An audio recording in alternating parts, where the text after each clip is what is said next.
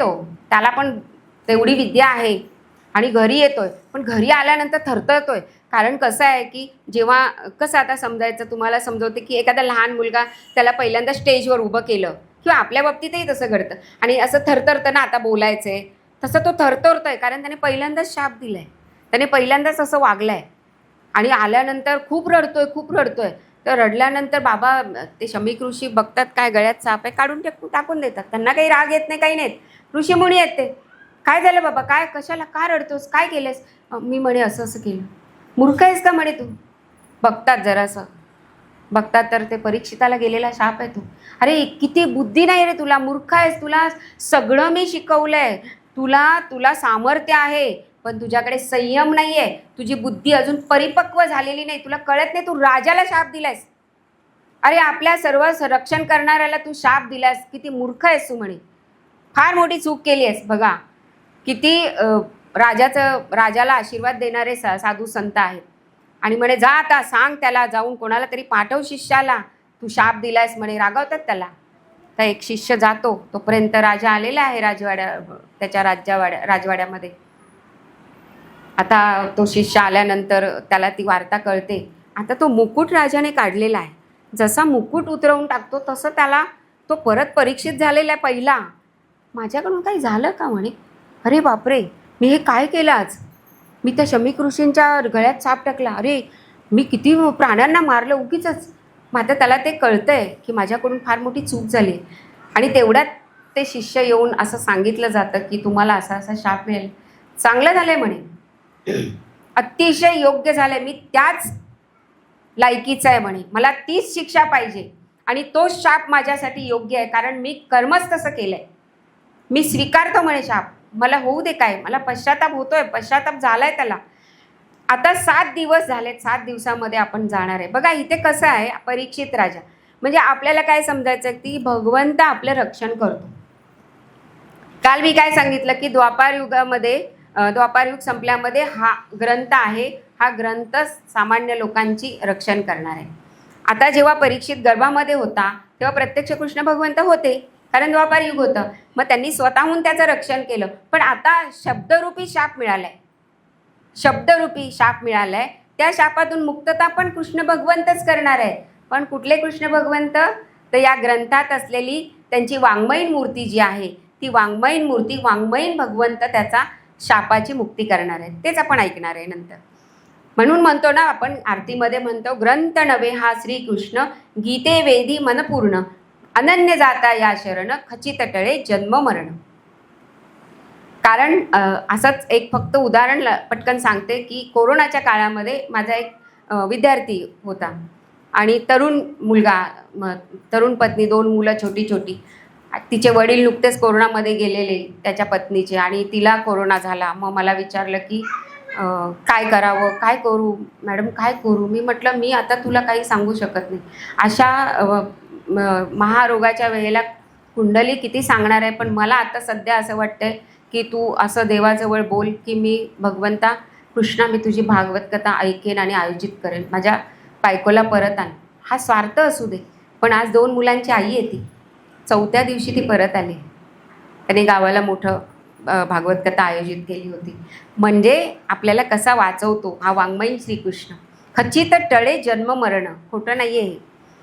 आणि आता मग 7 दिवस माझ्याकडे राहिलेले आहेत. आता 7 दिवसात मी काय करायचं याची जाणीव त्याला झालेली आहे. आणि या जाणीव झाल्यानंतर की मी आता काय करू, काय करू, मग तो सगळ्या गंगा काठेवर आलेला आहे, गंगा तीरावर आलेला आहे आणि सगळ्यांना विचारतोय की माझा मृत्यू 7 दिवसात येणार आहे, तर या अशा माणसाने, अशा मनुष्याने काय बरं केलं पाहिजे, कशाचं स्मरण केलं पाहिजे, मोक्ष मिळण्यासाठी कोणतं साधन आहे, काय श्रवण करायला पाहिजे, मोक्ष कशाने मिळेल, कशाचं चिंतन करू, कोणती सेवा करू, कोणते सत्कर्म करू, मला सांगता का, कोणीतरी मला सांगता का? पण एवढ्या मोठ्या महान राजाला ते ऋषीमुनी काहीच सांगू शकत नाही आहेत, कारण एवढा चांगला आपला राजा आणि त्याचा आता असं होतंय, त्यानेच त्यांना वाईट वाटते. पण सत्य संकल्पाचा दाता ईश्वर, हे वाक्य नेहमी लक्षात ठेवा. जेव्हा तुमचा संकल्प, तुमचा हेतू चांगला असतो तेव्हा ईश्वरच तुमच्या पाठीशी उभा राहतो. याचा हेतू अतिशय आणि त्याचा संकल्पही चांगला होता, म्हणून प्रत्यक्ष भगवंताच्या आज्ञेने शुकमुनींचं तिथे पाचारण झालेलं आहे. बोला शुकमुनी महाराज की. आणि प्रत्यक्ष जिथे असं त्यांच्या बाबतीत असं म्हटलं गेलेलं आहे की गायीची धार काढेपर्यंत पण काढायला जेवढी वेळ लागते तेवढी वेळसुद्धा ते एका ठिकाणी थांबत नाहीत. ते शुकमुनी इथे 7 दिवस येऊन परीक्षिताला भागवत कथा सांगतात. म्हणजे परीक्षित राजा किती महान असेल विचार करा. त्याचं पूर्वसुकृत जे होतं ते खूप चांगलं होतं. अनेक जन्माचं पुण्य आता त्याला मिळणार होतं. पूर्वसुकृताची जोडी तिथे विठ्ठल आवडी.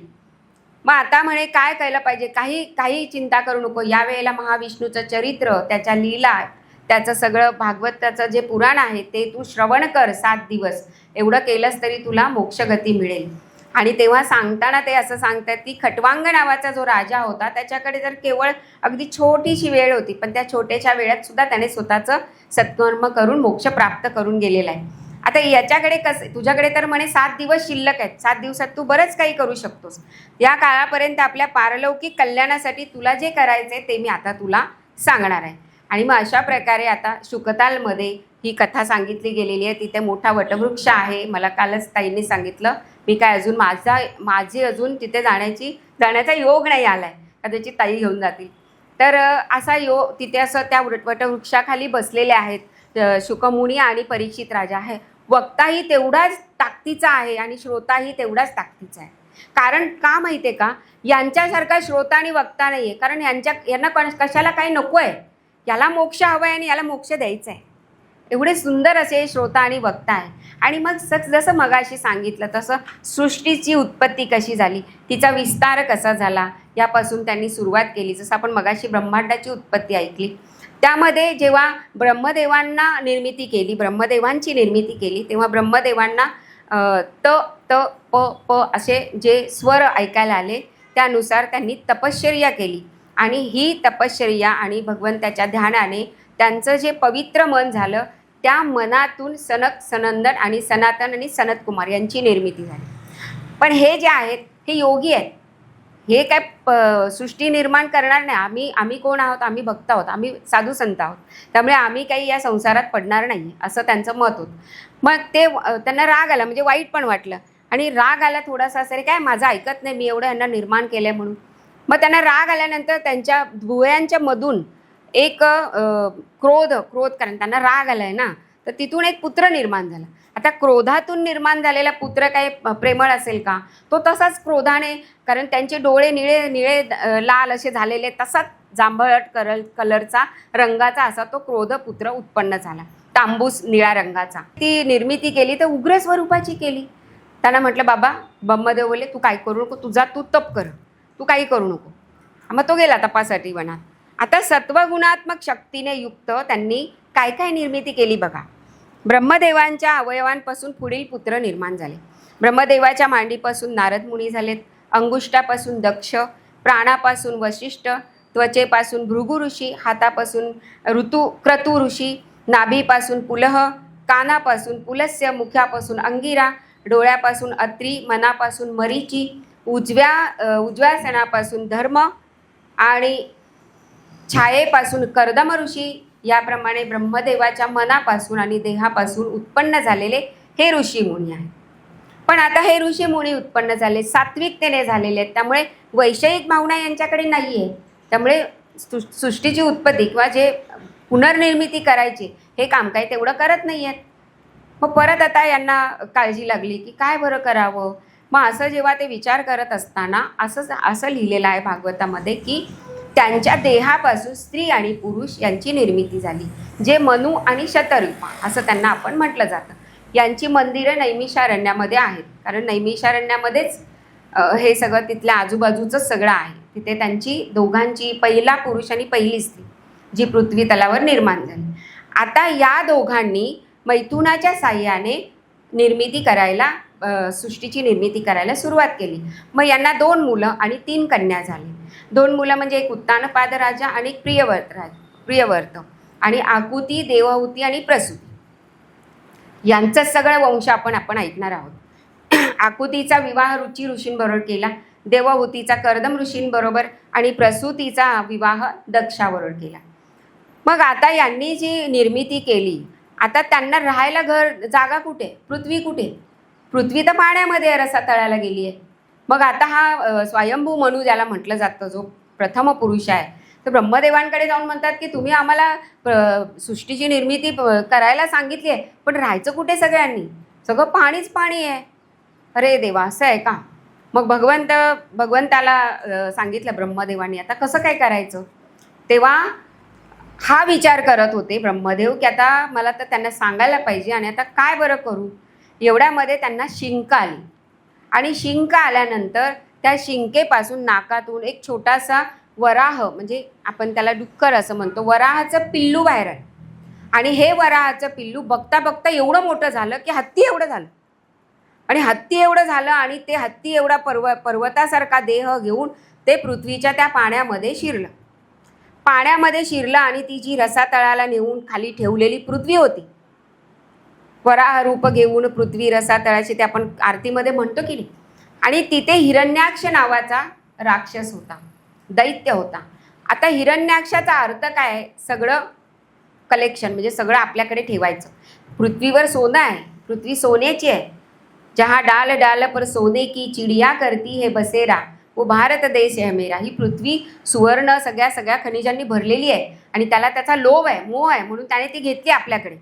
आणि त्या हिरण्याक्षाचा वध करून आपल्या दाढी धरून पृथ्वी आहे ना, त्या दाढेवर धरली आहे पृथ्वी, आणि त्यांनी ते पृथ्वीला वरती आणलेले.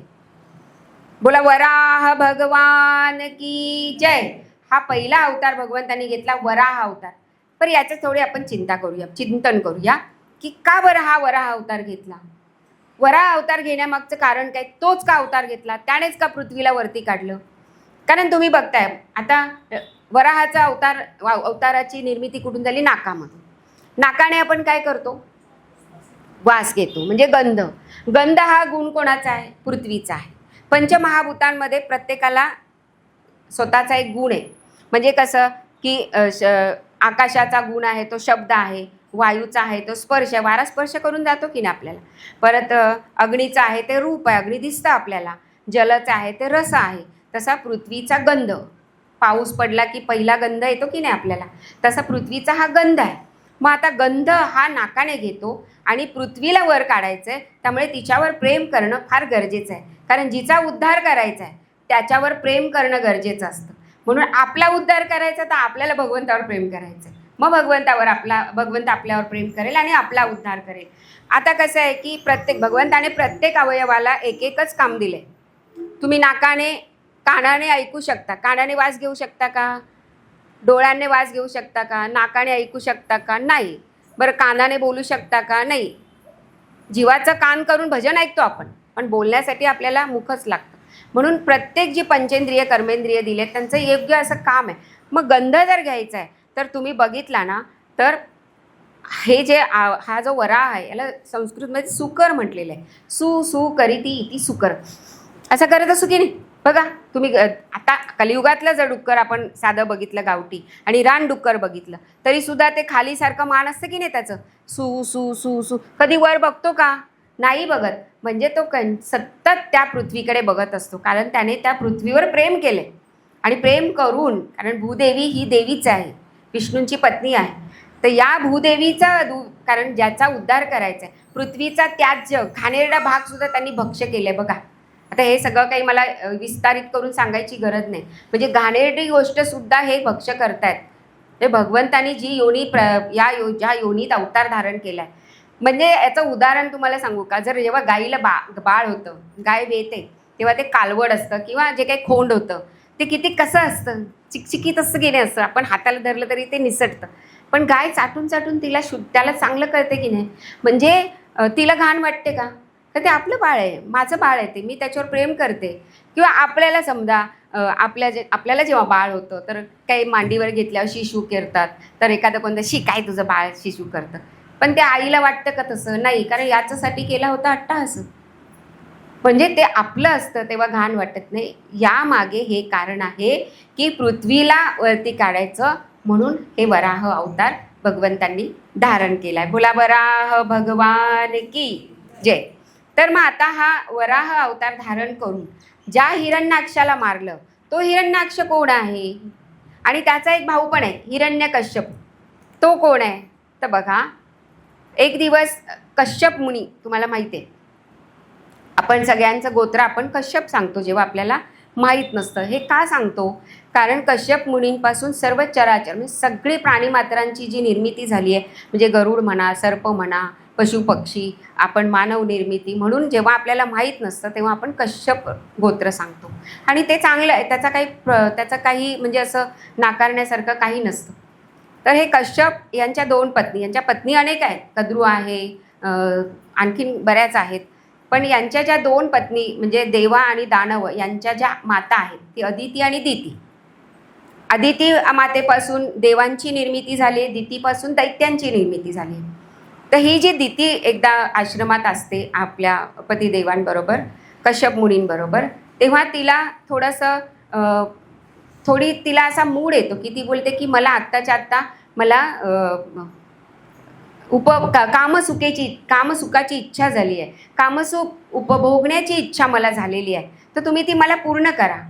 तेव्हा ऋषीमुनी म्हणतात, अगं वेळ काय आहे, 3 सांजेची वेळ आहे, या वेळेला शिवगण फिरत असतात, यावेळेला दत्तगुरूंचा फेरा असतो, अनेक पिशाच योनी किंवा हे सगळं त्यावेळेला असतं बरं का.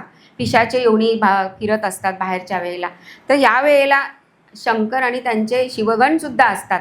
त्यामुळे यावेळी हे तू सुख माझ्याकडून मागू नको, थोडं थांब म्हणे, आपण नंतर मी तुझी ही इच्छा पूर्ण करेन. नाही म्हणे, मला आत्ताच पाहिजे.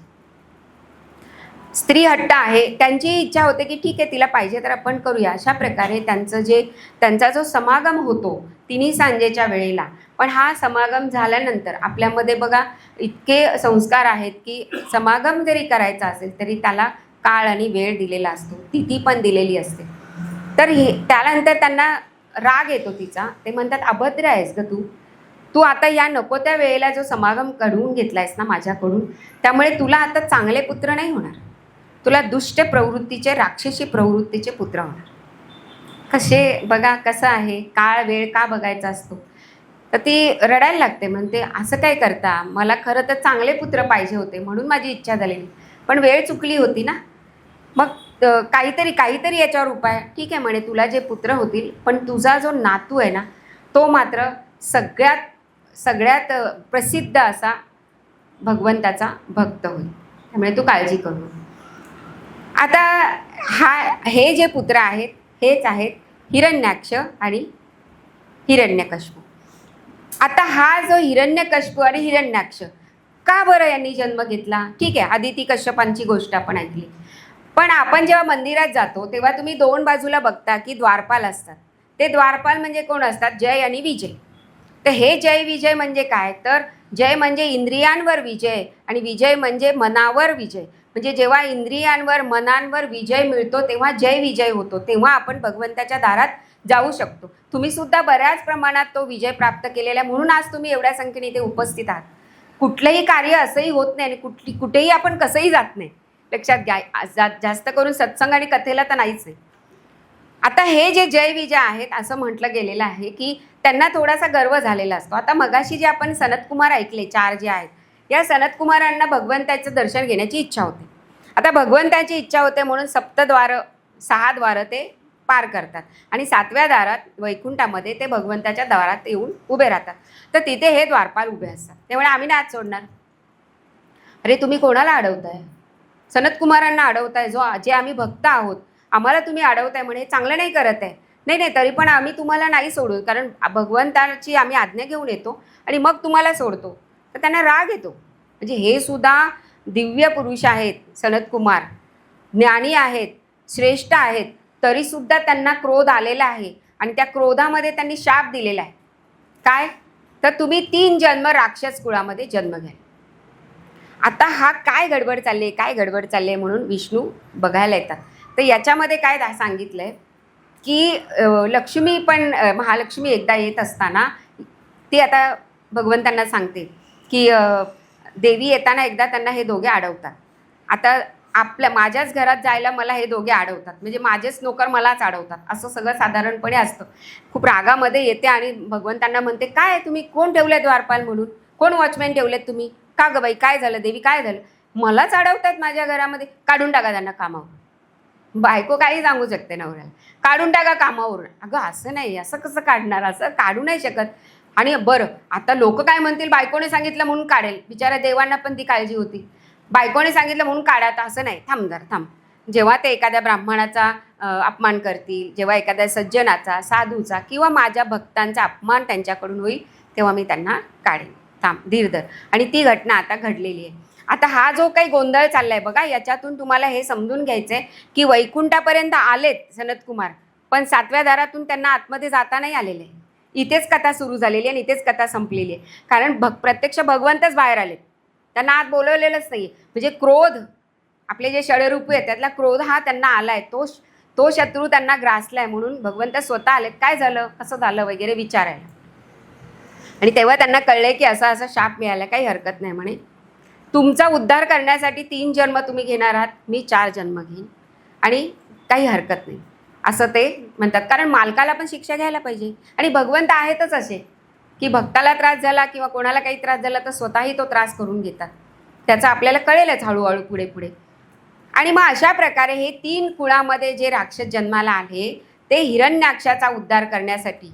आता हिरण्याक्ष काय, काम, क्रोध, लोभ, हे 3 शत्रू आहेत. याच्यासाठी भगवंतांनी अवतार धारण केलाय.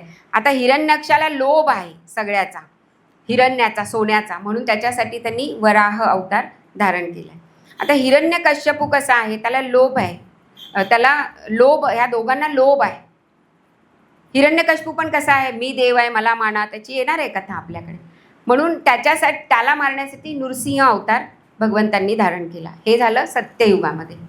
नंतर त्रेतायुगामध्ये काम, रावणाकडे काय होता, मैयाला का पकडून नेलं, कारण त्याच्याकडे काम वासना होती. कुंभकर्ण आणि रावण हे दोघे जय विजय आहेत आणि यांचा उद्धार करण्यासाठी प्रभू रामचंद्रांनी त्रेतायुगामध्ये अवतार धारण केला. नंतर द्वापार युगामध्ये श्रीकृष्ण भगवंतांनी अवतार धारण केला. तिथे क्रोध आहे. क्रोध कोणाला आला होता, सनतकुमारांना. मग शिशुपाल आणि दंतवक्र. शिशुपाल जर तुम्ही ऐकलं तर सतत त्या भगवंतांना नावं ठेवणं, त्याचा राग करणं, त्याला शिव्या देणं, हे सगळ्या गोष्टी शिशुपाल करायचा. मग शिशुपाल आणि दंतवक्र यांच्यासाठी श्रीकृष्ण भगवंतांनी अवतार धारण केला. आता हे सगळं घडल्यानंतर सनतकुमारांना वाटलं की आपल्यामुळे एवढं सगळं झालं, मग आपण पण काहीतरी करूया, आपणही अवतार धारण करूया. मग जेव्हा हिरण्यकश्यपूच्या घरी भक्त प्रल्हाद म्हणून कोणी अवतार घेतला, ह्यांनी सनतकुमारांनी. आणि जेव्हा रावण आणि कुंभकर्णाच्या इथे विभीषण जे होते ते सनतकुमार होते, कारण ते बघा ना विष्णू भक्त होते.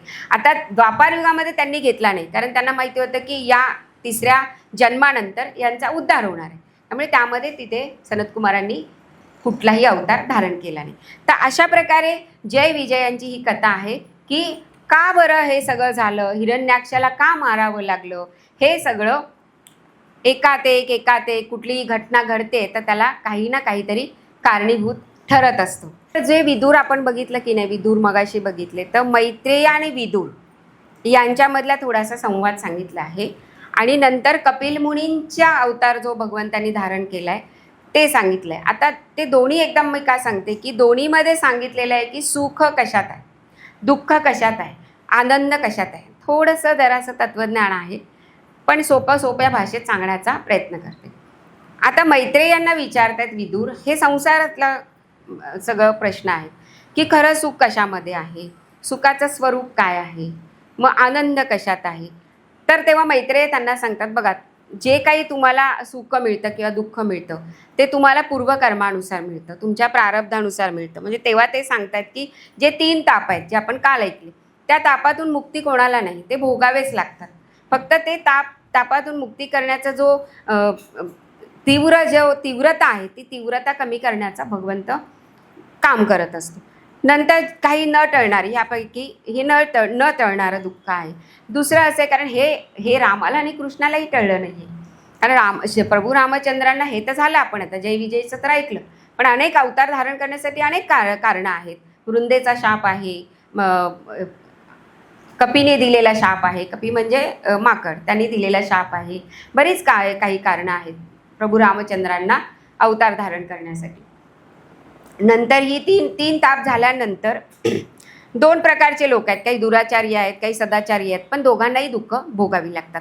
आता ही दुःख भोगण्यासाठी किंवा ही दुःख सुखात निर्मिती करण्यासाठी काय केलं पाहिजे? तर कसं असतं, आता मला गरम होत आहे तर मला दुःख होतं आहे. समजा इथून वारा आला छानपैकी तर मला आनंद होणार, मला सुख वाटणार. म्हणजे इंद्रियाला जे अनुकूल आहे ते तुम्हाला सुख वाटतं, इंद्रियाला जे अनुकूल नाही आहे, जे प्रतिकूल आहे ते तुम्हाला दुःख वाटतं. म्हणजे पायाला लागलं तर दुःख होतं, पण पाय कोणी चोळले, पाय कोणी दाबले तर सुख वाटतं. असं हे सुख आणि दुःखाची संसाररूपी व्याख्या आहे. मग आता कसं म्हणायचं, तर तुम्हाला या सुखदुःखातून बाहेर पडायचं असेल तर तुम्ही ठरवायचं की आपल्याला काय करायचं. सुखी होण्याचे मार्ग काय आहेत?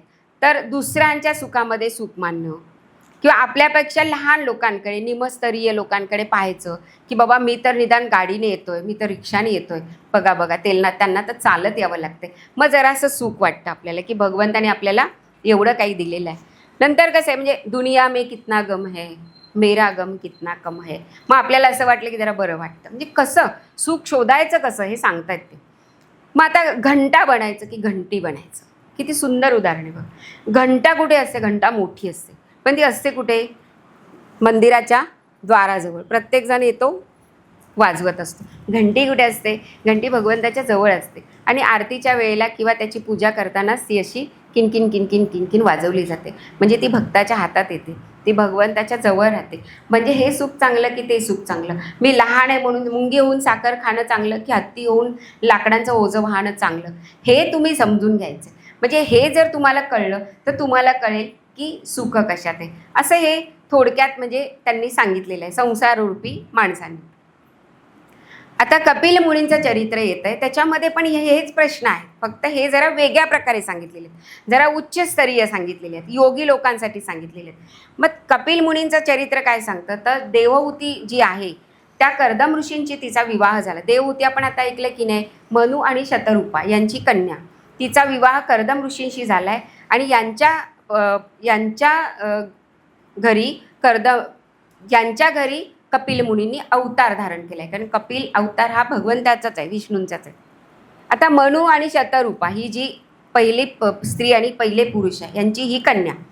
हे जे कर्दम ऋषी आहे हे भक्त आहेत भगवंताचे. यांनी 10,000 वर्ष तपस्या केलेली आहे, विष्णूचं चिंतन केलेलं आहे. आणि त्यांना जेव्हा हे भगवंत प्रसन्न झाले तेव्हा त्यांनी काय सांगितलं की तुला आता संसार करायचा आहे. ते म्हणतात पण मला संसार नाही करायचा आहे. नाही, पण तुला करायचं आहे, कारण तू जी तपस्या केली आहे त्यामुळे तुझ्या पोटी मला तुझा उद्धार करायचा आणि तुझ्या पोटी मला अवतार धारण करायचं आहे, त्यामुळे तुला करावंच लागणार आहे संसार. कर्दम ऋषींना सांगितलं की देवहूती जी मनु आणि शतरूपा यांची जी कन्या आहे तिच्याशी तू विवाह कर, कारण ती तुझ्या योग्य आहे. आणि अशा प्रकारे मग देवहूती आणि कर्दम यांचा विवाह झालेला आहे. म्हणजे असं सांगितलं जातं की पृथ्वीवरचा हा सगळ्यात प्रथम विवाह झालेला आहे, जो ज्या प्रकारे झाला आहे. आता इथे कर्दम ऋषींनी अट घातलेली आहे विवाह करताना की मला पुत्रसंतती झाली की मी संसार सोडणार आहे, मला फक्त भगवंतांनी सांगितलंय म्हणून मी करणार आहे. बघा, म्हणजे तेव्हा देवहूती पण असं म्हणते की हो हो मला पण चालणार आहे. जे किती सामंजस्याने हा विवाह झालेला आहे. यानंतर यांना 9 कन्या झाल्यात आणि 9 कन्या झाल्यात. आता परत इथे नवविधा भक्ती आली आहे की 9 ही संख्या जी आहे ही नवविधा भक्तीची दाखवते. काही गोष्टी 9 वेळा होतात आणि नंतर ती गोष्ट परिपूर्ण होते. मग आता या 9 कन्या ज्या झालेल्या आहेत त्या 9 कन्यांचे विवाह व्हायला पाहिजेत. तुम्ही आता तसं जाऊ शकत नाही म्हणे, पतीला म्हणते देवहूती, कारण ह्यांचे विवाह कसे करणार? मग लगेच तिथे विवाह ब्रह्मदेव येतात आणि त्यांना प्रत्येकीला आपापला एक पती देतात. आता कशी विवाह झालेत बघा की त्यांचे जी मुली आहेत, त्यांच्या ज्या मुली आहेत 9, त्यांची नावं आणि त्यांच्या ऋषींची नावं, त्यांच्या पतीची नावं सांगते मी. कसं आहे, मरीची कला नावाची जी त्यांची कन्या आहे